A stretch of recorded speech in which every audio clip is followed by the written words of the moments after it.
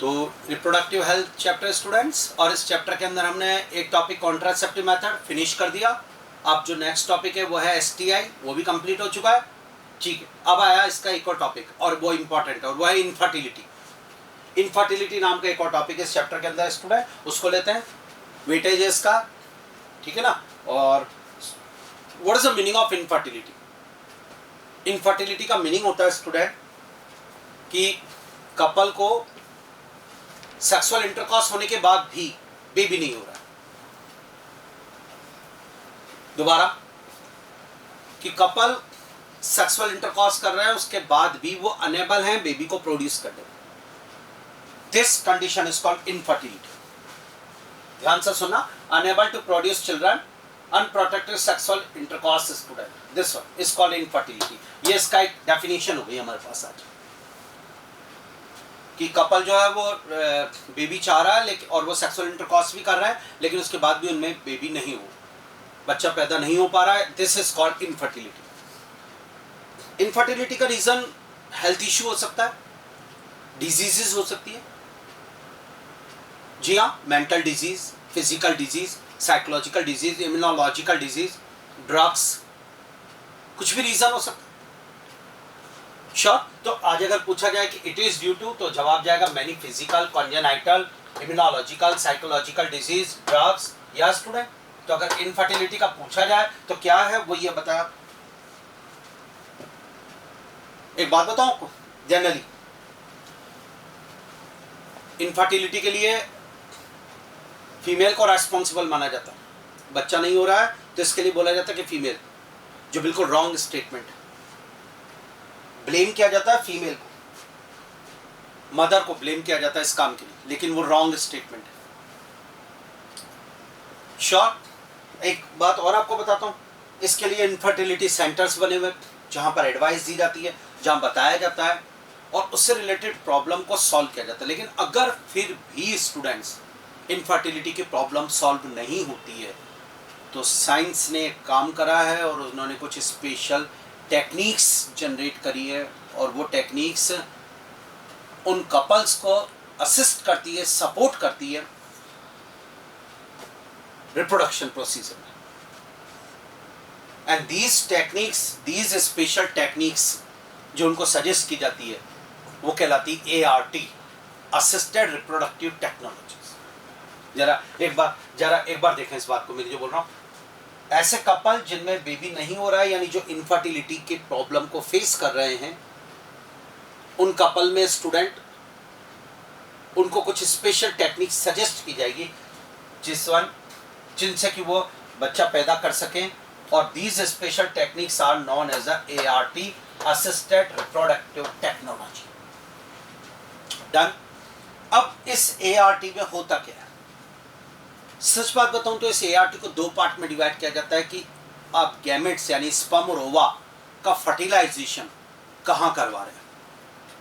अगर आप गैमेट का फर्टिलाइजेशन फीमेल की यानी मदर की बॉडी के बाहर लेबोरेटरी में करवाते हैं, so now this is called the IVF, in vitro fertilization. जोरदार।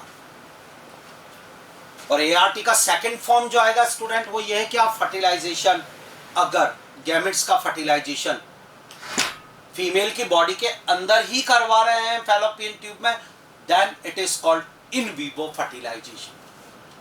यानी आज अगर मैं आपसे कहूं तो ART में दो पार्ट हो गए, in vitro fertilization, in vivo fertilization. If fertilization occur outside female body in laboratory, similar condition as the body environment, or this is called in vitro, or if fertilization occur in the female body then it is called vivo, in vivo. So student जरा note करिएगा मेरी इस जोरदार बात को जो मैं आपसे कह रहा हूं। in ART if fertilization occur outside female body in laboratory under similar conditions as that in the body, then it is called in vitro fertilization. Important. आप फर्टिलाइजेशन बॉडी के बाहर कराएंगे तो इन विट्रो फर्टिलाइजेशन, और अगर आप फर्टिलाइजेशन उस couple में फीमेल की बॉडी के अंदर ही कराएंगे उन कपल फीमेल में, तो फिर उसे कहेंगे in vivo fertilization. Done. ART, what is the meaning of ART? Assisted reproductive technology. Infertility वाले केस में कपल को सजेस्ट की जा रही है कुछ स्पेशल टेक्निक्स। और आइए स्टार्ट। अब इसमें क्या क्या है, इसका बेस्ट एग्जांपल, बेस्ट फॉन्ट है student, this is test tube baby program. What is the meaning of test tube baby? क्या जोरदार बात। What is the meaning of test tube baby? हाँ, ऐसा बच्चा जो टेस्ट ट्यूब में बना, हाँ बताइए।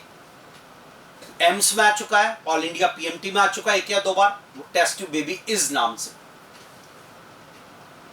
तो अब क्या ऐसा बच्चा जो टेस्ट ट्यूब में हो रहा है डेवलप, मदर के वॉर्म के बजाय टेस्ट ट्यूब में डेवलप हो रहा है? नहीं। अभी तक देखिए, test tube baby program student, इस प्रोग्राम के अंदर जो कपल है स्टूडेंट, उस कपल में क्या किया जाएगा, इसमें ओवा को कलेक्ट किया जाएगा, वो वाइफ से लिया जाएगा, या अगर वाइफ के अंदर प्रॉब्लम तो डोनर फीमेल रेडी की जाएगी। इसी तरीके से स्पर्म्स को कलेक्ट किया जाएगा जो उस कपल के हस्बैंड से लिया जाएगा, या फिर डोनर मेल रेडी किया जाएगा। फाइनल बात यह है कि ओवा और स्पर्म कलेक्ट किया जाएगा और उन दोनों को लेबोरेटरी के अंदर स्टूडेंट टेस्ट ट्यूब के अंदर फ्यूजन करवाया जाएगा गैमेट्स का, और फ्यूजन कराने के बाद बनेगा जाइगोट, एम्ब्रियो। जी हाँ स्टूडेंट, और उसको जाइगोट बनाया जाएगा लेबोरेटरी में स्टूडेंट। यस, ये हो गया। यानी मेरा कहने का मीनिंग जो है वो ये है कि टेस्ट ट्यूब बेबी प्रोग्राम के अंदर स्पर्म और ova are fused, fertilized in the laboratory in test tube. Sure. उसके बाद वो बन गया जाइगोट। अब उसमें क्लीवेज डिवीजन होने देंगे और एम्ब्रियो को अब उठा के ट्रांसफर कर दिया जाएगा मदर के अंदर student. This is called embryo transfer. Yani in this method fertilization occur in the test tube and then student embryo transfer and development occur in the female body. So what is test tube baby? Test tube baby is a fertilization occur in test tube and development occur in the body, inside the body. जोरदार। एक बार और ध्यान से देखें। In this sperm and ova fertilized in test tube, fertilized in test tube, and after fertilization embryo is transferred into female body. So fertilization occur in test tube and development occur in body. सबसे पहले ओवा और sperm collect किया जाएगा, test tube के अंदर उनको fertile किया जाएगा, और फर्टाइल करने के बाद जाइगोट बनेगा। उसके बाद एम्ब्रियो को ट्रांसफर किया जाएगा मदर की बॉडी के अंदर। डन। अच्छा, एक बात आपको बहुत जोरदार बताता हूं, embryo transfer after fertilization, embryo transfer. अब इसमें ध्यान से सुनना, आफ्टर फर्टिलाइजेशन एम्ब्रियो ट्रांसफर, और एम्ब्रियो ट्रांसफर में 2 कैटेगरी स्टूडेंट, या तो जाइगोट, श्योर जाइगोट, या फिर अप टू 8 ब्लास्टोमियर्स। मेरी बात को ध्यान से सुना, जाइगोट या अप टू 8 ब्लास्टोमियर। तो अगर 8 ब्लास्टोमियर का एम्ब्रियो तैयार है तो please tell me, natural condition में बताओ 8 ब्लास्टोमियर का एम्ब्रियो फैलोपियन ट्यूब में मिलता है या यूट्रस में?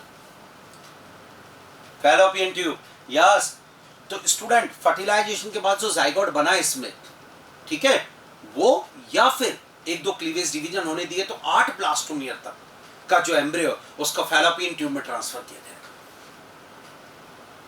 श्योर।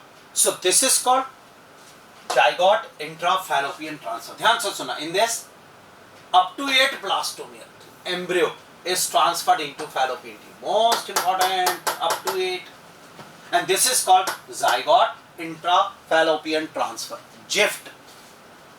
सुन रहे आप? लेकिन अगर स्टूडेंट एम्ब्रियो 8 ब्लास्टोमियर के बाद है और टेस्ट ट्यूब में 16, 32, स्पेशली 32 साइड स्टेज आ गई, तो now 32 side stage embryo transfer into the uterus. दोबारा, more than 8 blastomeres student, this one is transferred into uterus and this is called IUT, intrauterine transfer student। यानी अगर uterus में embryo का transfer होगा तो IUT कहलाएगा, और अगर फैलोपियन ट्यूब में होगा तो जिफ्ट कहलाएगा। दोनों केस में एम्ब्रियो ट्रांसफर होगा, तो दिस इज एम्ब्रियो ट्रांसफर ये लीजिए, और इसके दो पार्ट करे, जिफ्ट किया एक या और एक किया IUT student, intra uterine transfer और जाइगोट इंट्रा फैलोपियन ट्रांसफर, ये जिफ्ट हो जाएगा, ये अप टू 8 होगा और मोर देन 8 ये चला जाएगा स्टूडेंट। ये लीजिए, तो एम्ब्रियो ट्रांसफर के दो पार्ट किए गए स्टूडेंट आज के बाद, यानी ध्यान से सुना बाप, fertilization occur in the test tube, okay, after fertilization embryo done, now embryo transfer into female body done. अब एम्ब्रियो फीमेल की बॉडी में कहां ट्रांसफर कर रहे हो आप? अगर आप फैलोपियन ट्यूब में कर रहे हो, नाउ कॉल्ड जिफ्ट, नहीं साहब फैलोपियन में नहीं करेंगे, यूट्रस में, तो कॉल्ड आईयूटी, यानी embryo transfer is of two type. अब ये किस बात पर डिपेंड होगा कि आप कहां ट्रांसफर करोगे? ये करेगा डिपेंड नंबर ऑफ ब्लास्टोमियर्स पर। ब्लास्टोमियर्स कितनी है?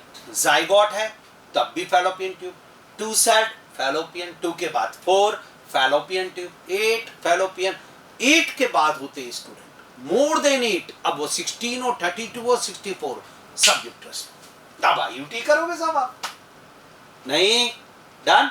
तो this is test tube baby program, embryo transfer हो सकता है। आईवीएफ पढ़ा रहा हूं, intra in vitro fertilization done, in vitro gas. एक और बात बताता हूं, यहां तक हुआ नहीं हुआ समझ में आया? अब आया स्टूडेंट एक और टेक्निक, सेकंड नंबर, और ये क्या मेथड है मैं आपको बताता हूं स्टूडेंट। मैंने आपको भी एक बात बोली कि जनरली इनफर्टिलिटी के लिए फीमेल को ब्लेम किया जाता है, बट जनरली जो केस आइसिस आए हैं उनमें मेल पर्सन यानी हस्बैंड ज्यादा रेस्पॉन्सिबल होता है। अब कपल है जिसमें male partner unable to inseminate semen into female, एक ऐसा कपल आया स्टूडेंट जिसमें कि अनफर्टिलिटी है, तो जब पता किया तो पता चला कि उसका मेल पार्टनर जो है यानी हस्बैंड जो है वो अपने सीमेन को फीमेल की वेजाइना में इंसेमिनेट नहीं कर पा रहा है जी, and it is due to problem in penis student, erection of penis मान सकते,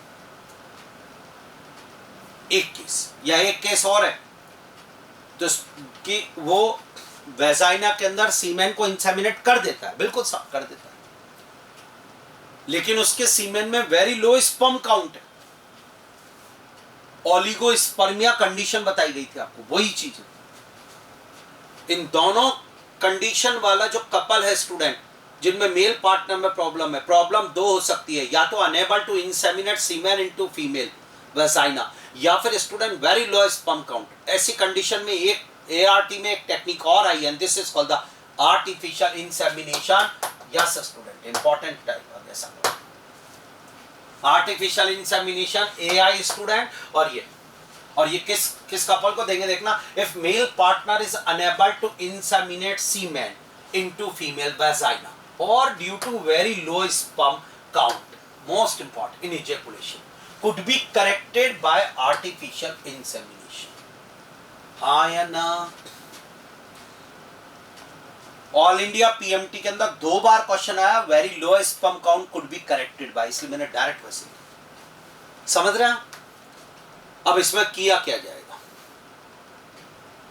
इसमें स्टूडेंट उस कपल में हस्बैंड का सीमेन लिया जाएगा, श्योर, और उस सीमेन को लेबोरेटरी में सीमेन ले लिया जाएगा, और अब उस सीमेन को स्टूडेंट उस फीमेल में, जैसे ये फीमेल की बॉडी, उसका ये वॉर्म है फीमेल का, और वॉर्म में ये सर्विक्स है स्टूडेंट, और ये उसकी वेजाइना है, ये लीजिए, तो उस कपल का सीमेन लिया जाएगा स्टूडेंट, और उसमें जो मेल पार्टनर का जो सीमेन होगा उसको अब आर्टिफिशियली स्टूडेंट फीमेल की वेजाइना के अंदर स्टूडेंट इंसेमिनेट किया जाएगा, या आर्टिफिशियली वेजाइना में इंसेमिनेट किया जाएगा, या यूट्रस में इंसेमिनेट किया जाएगा। मैं दोबारा बोल रहा हूं, जनरली इंपॉर्टेंट पॉइंट, अगर लो स्पर्म काउंट का केस है तो यूट्रस में इंसेमिनेट किया जाएगा, और अनेबल इंसेमिनेट वाला यानी कि इरेक्शन ऑफ पेनिस का था तो वेजाइना में किया जाएगा, तो आर्टिफिशियली उसके सीमेन को फीमेल की बॉडी में इंट्रोड्यूस किया जाएगा, इंसेमिनेट किया जाएगा, this is called artificial insemination.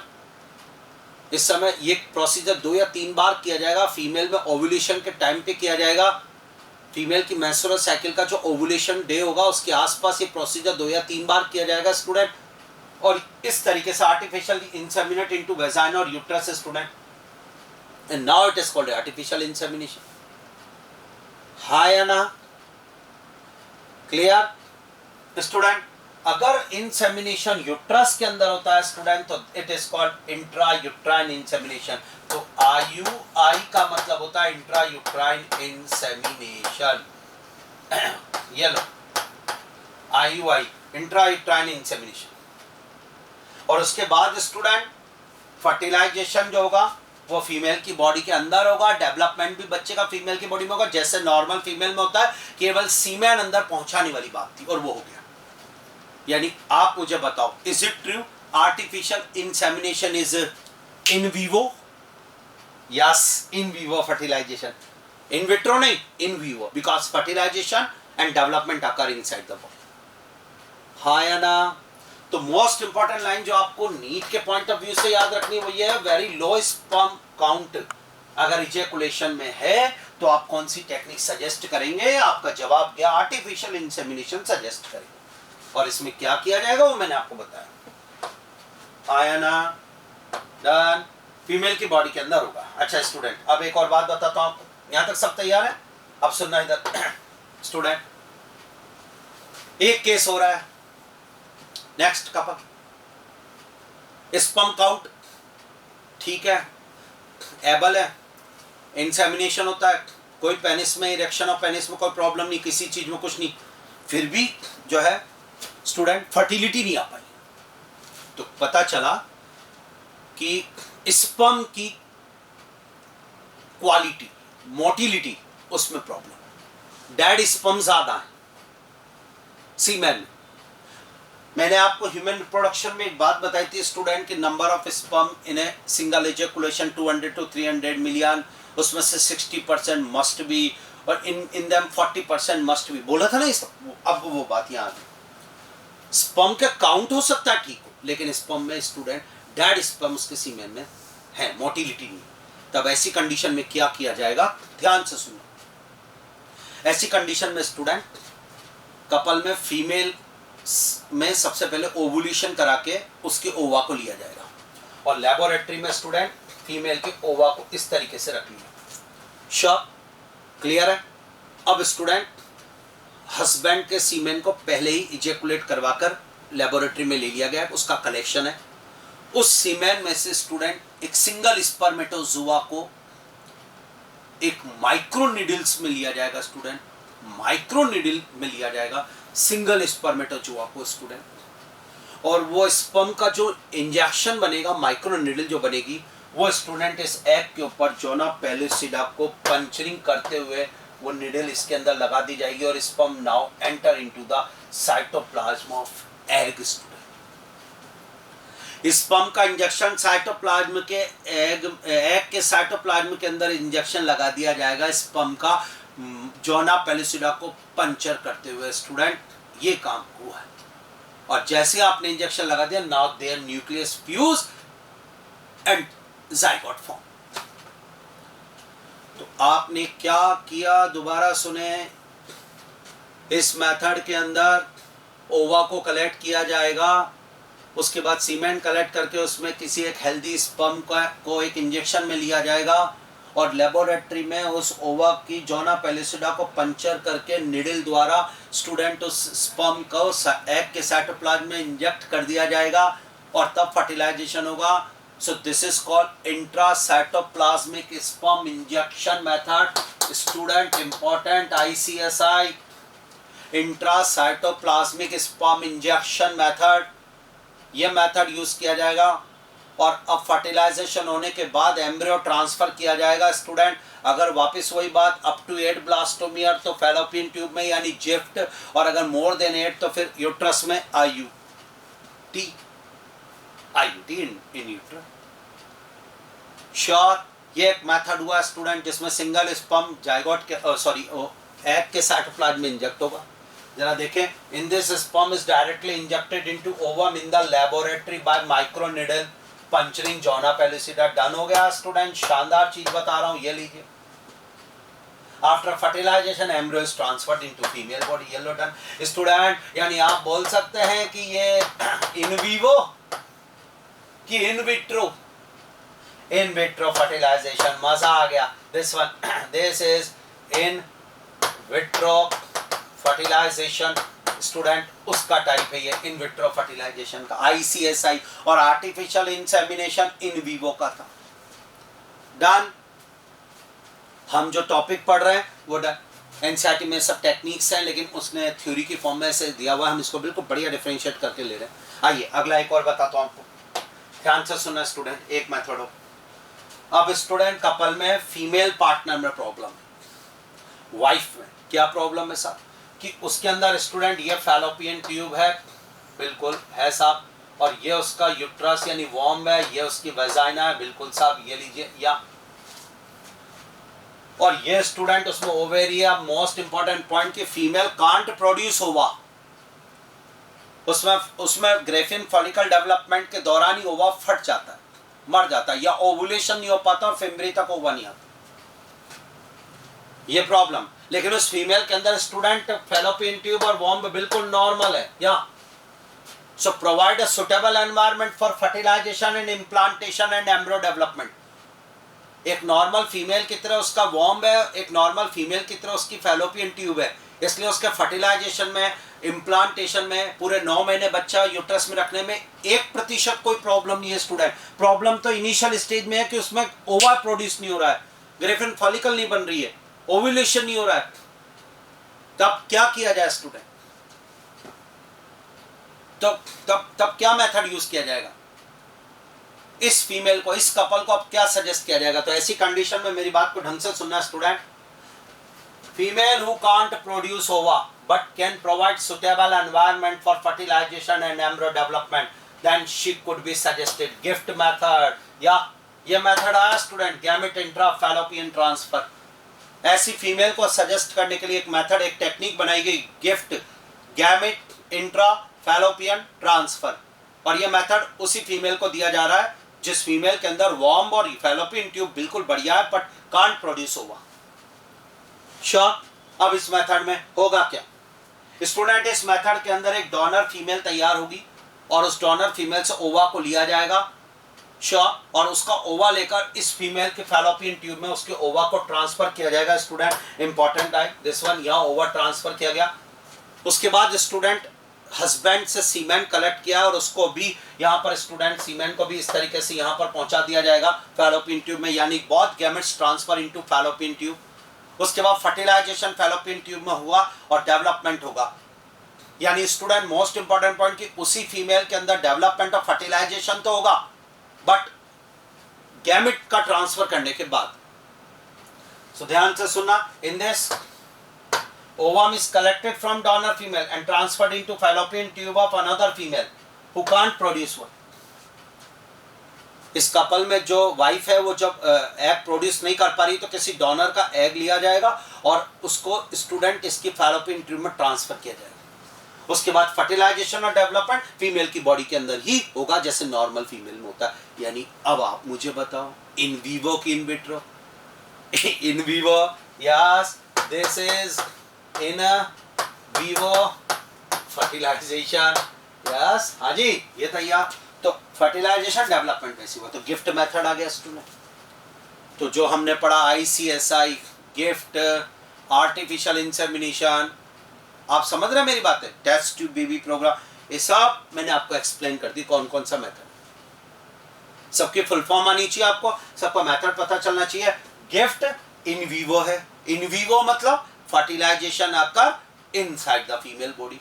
Artificial insemination in vivo है, ICSI इन विट्रो है, test tube baby program in vitro है, हाँ जी। और गिफ्ट और IUTI जिसे हमने बोला वो एम्ब्रियो ट्रांसफर के टाइप है, वो इन विट्रो केस में होंगे। इन विवो केस में काय का गिफ्ट और IUTI, यानी अगर हम इन विट्रो की बात करें, समझ में आ रहा है आपको? ये पूरा एक टॉपिक हमने लिया स्टूडेंट गिफ्ट और इससे रिलेटेड। जरा एक बार मुझे अच्छी तरह इसको रिवाइज करवा के बताओ, समझ में आया नहीं? अच्छा, मैं अगर आपसे सबकी फुल फॉर्म पूछूं, अब तैयार हो गया infertility topic, in vitro, in vivo, सारा है ना। अगर मैं आपसे इनकी सबके स्टूडेंट जरा मैं आपसे इनकी फुल फॉर्म जरा देखना इधर, फुल फॉर्म तो मुझे बताना। Start. Full form, first student ICSI, second ART, third GIFT, fourth JIFT, fifth IUT, next IUI, next AI। जल्दी फटाफट बोलो। सबकी बोल सकते हो आप? स्टार्ट करूं मैं? वीडियो पॉज करके पहले आप बोल लो। स्टार्ट। अभी देखो क्या बोलते हैं मेरे साथ साथ। Start. Intra cytoplasmic sperm injection, done. Assisted reproductive technologies, done. Gamete intra fallopian transfer, done. zygote intra-fallopian transfer, done. Intra-uterine transfer, done. Intra-uterine insemination, next, done. AI, artificial insemination, done. बताइए सब। तो हम इस चैप्टर के अंदर contraceptive method finish, STI sexual transmitted infection finish, infertility finish, 3 topic done कर दिए सब। लो स्पर्म काउंट क्या देना? Artificial insemination. Diaphragm is a barrier method, cervical cap is a barrier method, LNG-20 is a IUDS, hormone releasing IUDS, Lippes loop is a IUDS, all STIs are completely curable. 9 sir कौन कौन सी STI completely curable नहीं है जरा बताना। Yes, genital warts, no no no no no, genital herpes, AIDS, hepatitis B. एक patient को gonorrhoea है, उसका ब्लड नॉर्मल आदमी में डाल दिया, उस नॉर्मल आदमी को भी गोनोरिया हो जाएगा। नो, गोनोरिया है सेक्सुअल इंटरकॉर्स से फैलेगा। हाँ, एक पेशेंट को हेपेटाइटिस बी है, उसका ब्लड डाल दिया नॉर्मल को हो जाएगा क्या? Yes, done. चलिए अब आइए इस चैप्टर में लास्ट टॉपिक बचा, उसको फ्री करें। Medical termination of pregnancy, MTP, medical termination of pregnancy, इसके बारे में बात करते हैं स्टूडेंट। सपोर्ट चाहिए आपका। स्टार्ट। MTP इज वॉलंटरी और intentional termination of pregnancy before full term of या कॉल्ड MTP, इंड्यूस्ड अबॉर्शन। बच्चा पूरा डेवलप नहीं हुआ है और बच्चा पूरा डेवलप नहीं हुआ उसके बाद उसको जो है स्टूडेंट पूरा डेवलप होने से पहले उसको इंटेंशनली हटा देना। दिस इज वॉलंटरी, पता होने के बाद।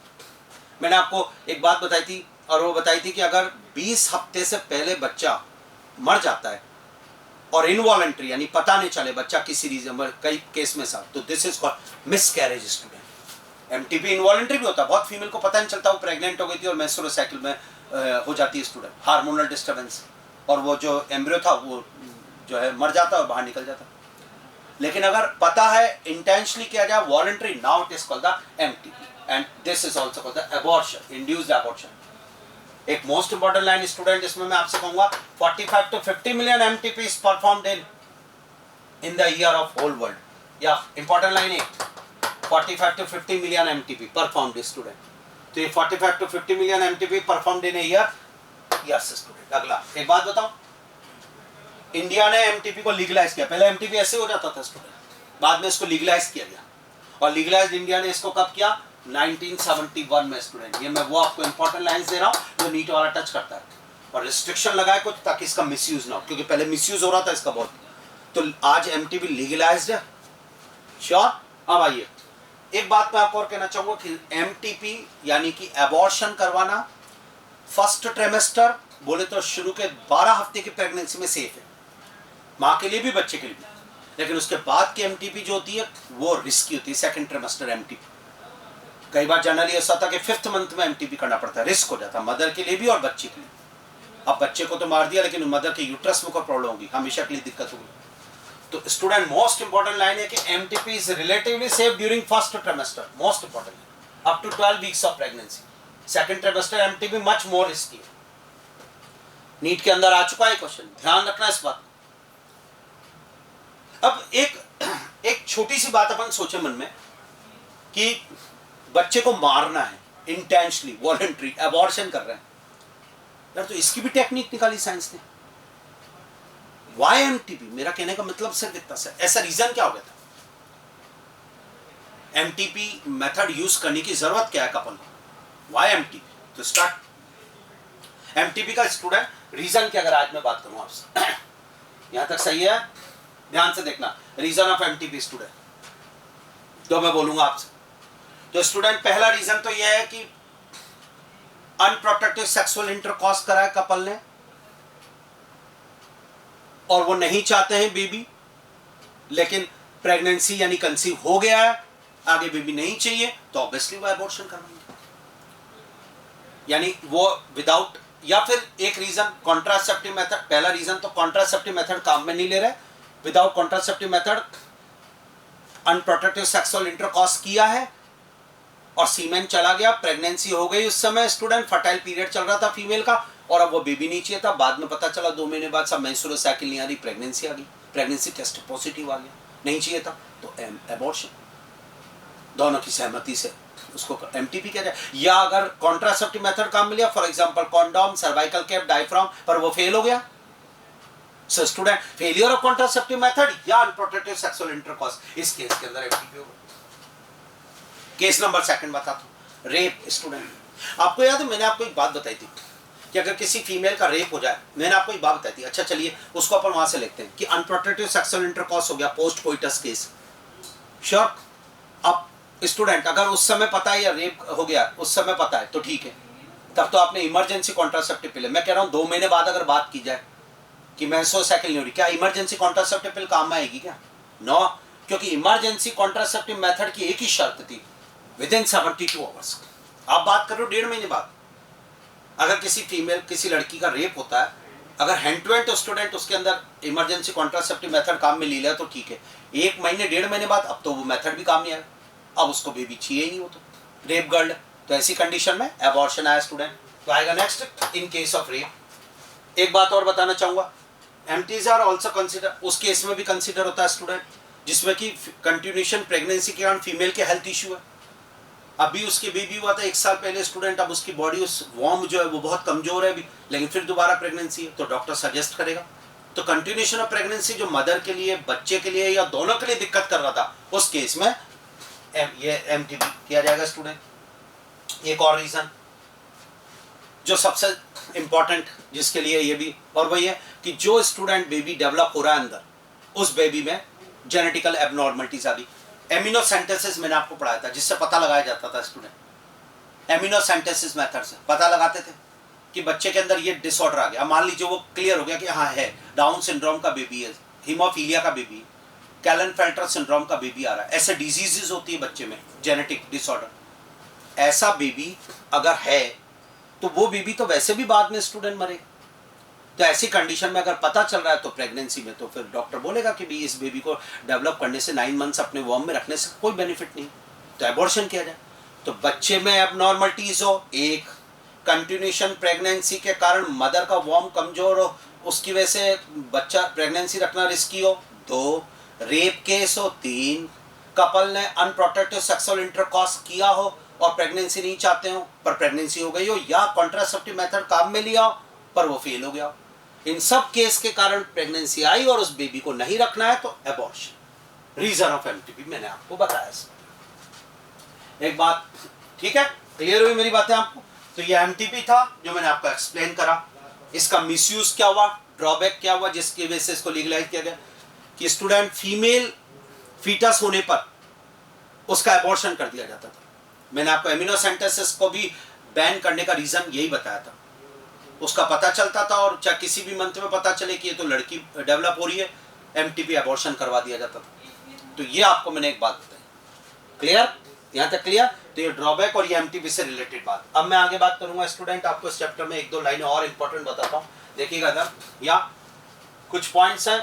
Point number 1, the test tube baby, first test tube baby की बात की जाए स्टूडेंट, तो वो इंग्लैंड में जो बनाया गया उसको, वो उसका जन्म 25 जुलाई को हुआ था स्टूडेंट 1978 में। उसका नाम लुइस जॉ ब्राउन था, ये इंग्लैंड की।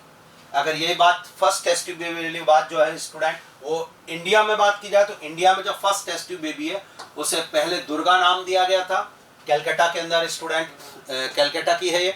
और अभी करंटली इसको जो कनुप्रिया अग्रवाल के नाम से बुलाया जाता है स्टूडेंट, तो ये कनुप्रिया अग्रवाल इंडिया की फर्स्ट टेस्ट ट्यूब बेबी है स्टूडेंट। श्योर, ये एक और पॉइंट हुआ। उसके बाद एक वर्ड हम बार बार आजकल पढ़ रहे हैं, वर्ड WHO। तो WHO की फुल फॉर्म होती है वर्ल्ड हेल्थ ऑर्गेनाइजेशन, और World Health Organization Geneva Switzerland जो होता है स्टूडेंट, वहां बनाया गया था 1948 के अंदर 7 अप्रैल को। तो WHO कब जो है बनाया गया वो बताया, और इसकी फुल फॉर्म ये क्लियर है। एक वर्ड और आपको देता हूँ स्टूडेंट, वर्ल्ड पॉपुलेशन डे 11 जुलाई को जो है माना जाता है, वर्ल्ड पॉपुलेशन डे 11 जुलाई को। स्टूडेंट एक वर्ड यूज किया जाता है, मैंने आपको बताया कि फीमेल के अंदर ओवा ट्रांसफर हुआ, आपने कहा ठीक है।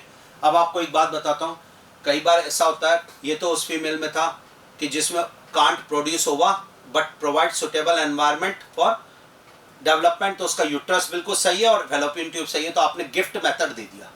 लेकिन अब मैं आपसे एक बात और करता हूँ, ध्यान से सुनना। अगर किसी फीमेल में ओवेरी सही है, ओवा आ रहा है, ओव्यूलेशन हो रहा है, फैलोपियन ट्यूब में फर्टिलाइजेशन की, पर उसके वॉर्म में दिक्कत है, एंडोमेट्रियम उसकी बन ही नहीं पाती प्रोजेस्टेरोन की प्रेजेंस में, इंजेक्शन भी दे ली। हर बार ऐसा हो रहा है कि 2-3 बार उसने इस चीज को चेक किया कि प्रेग्नेंट हुई 2 महीने में, 3 महीने में, और बेबी किसी कारण से, तो डॉक्टर ये बोलता है कि आपका वॉर्म इसको रखने के लिए सही है। तब क्या किया जाएगा ऐसी कंडीशन में? इंपॉर्टेंट लाइन स्टूडेंट, उस कपल को बेबी देने के लिए एक दूसरी फीमेल के वॉर्म को यूज किया जाएगा, and this other women is known as the surrogate mother. Most important student, ये वर्ड सैरोगेट मदर, वुमेन जो सब्स्टिट्यूट है रियल मदर के स्टूडेंट, दैट्स दैट। और ये दूसरी फीमेल स्टूडेंट ध्यान से सुनना, सब्स्टिट्यूट है दूसरी रियल मदर की, और उसके बच्चे को अपने वॉर्म में डेवलप करती है स्टूडेंट। तो सैरोगेट मदर से कहते हैं जो किसी और के बेबी को अपने वॉर्म में 9 मंथ्स में डेवलप करती है स्टूडेंट। कुछ पॉइंट्स के साथ ये मैंने आपसे बातें कही है, थोड़ा सा आप इसको सपोर्ट करिए। ये तैयार तो रिप्रोडक्टिव हेल्थ चैप्टर, और इस चैप्टर के अंदर हमने जो लिया है स्टूडेंट, जरा मुझे बता दें आप वो क्या क्या है। हमने इस चैप्टर में पहले इंट्रोडक्शन पॉइंट लिया, उसके बाद हमने कॉन्ट्रासेप्टिव मेथड लिया, डन। फिर हमने लिया STI, फिर इनफर्टिलिटी और MTP। ये चैप्टर फिनिश हो गया है, ठीक है ना। अब ये इस चैप्टर के अंदर अब इसके क्वेश्चंस और देखेंगे, ठीक है स्टूडेंट, इसको देख लीजिए।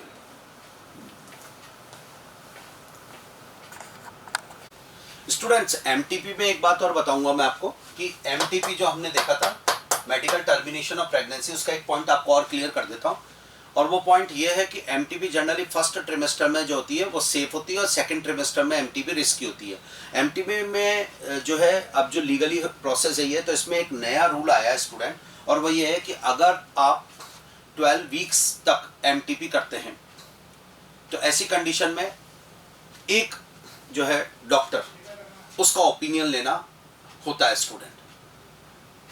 बिफोर 12 वीक्स जो है अगर MTP की जाएगी तो एक डॉक्टर का जो कि प्रैक्टिस कर रहा है उस डॉक्टर का स्टूडेंट एक डॉक्टर का ओपिनियन होता है, उसका लिखा हुआ माना जाएगा। लेकिन अगर 12 वीक्स से ज़्यादा प्रेगनेंसी को हो गया है बट 24 वीक्स से कम है, तो उस बीच अगर MTP का प्रोसीजर किया जाएगा तो 2 डॉक्टर्स का ओपिनियन चाहिए स्टूडेंट। ये इसमें एक नया जो है स्टूडेंट एक्ट लाया गया है ये, और ये नया रूल है कि अगर 12 हफ्ते के बाद और 24 वीक से पहले, यानी कि इस दौरान अगर MTP की जाती है श्योर, तो ऐसी कंडीशन में जो MTP होगी उसमें 2 डॉक्टर का ओपिनियन चाहिए।